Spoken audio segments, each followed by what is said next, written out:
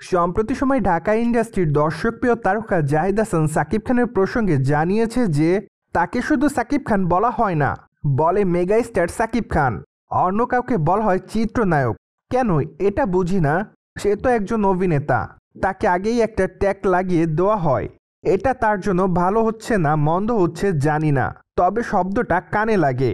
মূলত সম্প্রতি সাকিব খানের প্রসঙ্গে এমনই মতামত করেছে বর্তমান সময়ে ঢাকা ইন্ডাস্ট্রির দর্শকপ্রিয় তারকা জাহিদ হাসান।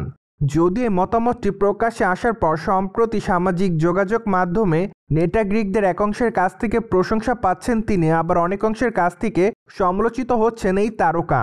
কেননা অনেকে বলছে সাকিব খান বাংলাদেশের মেগা স্টার, যদিও তার পেছনে অবশ্য বহু কারণ দিয়েছে তারা। কেননা সাকিব খান দীর্ঘদিন সময় ধরে বাংলা ইন্ডাস্ট্রিতে রাজত্ব করছে, পাশাপাশি বেশ কয়েকটা দর্শকপ্রিয় চলচ্চিত্র এর মধ্যে উপহার দিয়েছে তিনি।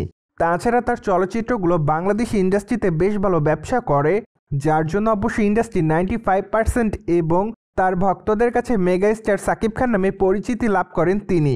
সো দর্শক, আপনার কাছে সাকিব খান আসলে মেগা স্টার কিনা তা অবশ্যই কমেন্ট বক্সে জানাতে পারেন। অন্যদিকে আপনারা সকলে জানেন যে ঢাকা ইন্ডাস্ট্রির বর্তমান সময়ের দর্শকপ্রিয় তারকাদের মধ্যে অন্যতম সাকিব খান। কেননা এই তারকা দীর্ঘদিন সময় ধরে ঢাকা ইন্ডাস্ট্রিতে একের পর এক চলচ্চিত্র উপহার দিয়ে আসছে তিনি তার দর্শকদের। তাছাড়া রিসেন্টলি বেশ কয়েকটা দর্শকপ্রিয় চলচ্চিত্রে কাজ করার মাধ্যমে সম্প্রতি বাংলাদেশের পাশাপাশি বিদেশের মাটিতেও তার দর্শকপ্রিয়তা বেড়ে গিয়েছে, যার প্রেক্ষাপটে আগামী দিনগুলোতে তার দর্শকরা তার কাছ থেকে আরও ভালো চলচ্চিত্র উপহার চায়। তাই তো এখন দেখার পালা আগামী দিনে সাকিব খান তার দর্শকদেরকে কেমন চলচ্চিত্র উপহার দিতে পারে। যদিও সাকিব খান সর্বশেষ তার দর্শকদেরকে তাণ্ডব শিরোনামে নতুন একটি চলচ্চিত্র উপহার দিয়েছে। চলচ্চিত্রটি অবশ্য চলিত বছরের ঈদুল আজহা উপলক্ষে গোটা বাংলাদেশে মুক্তি দেওয়া হয়েছে।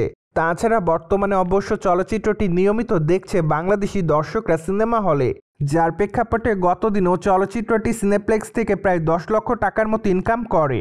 পাশাপাশি অবশ্য বিদেশের মাটিতেও সাকিব খানের তাণ্ডব চলচ্চিত্রটি চলছে।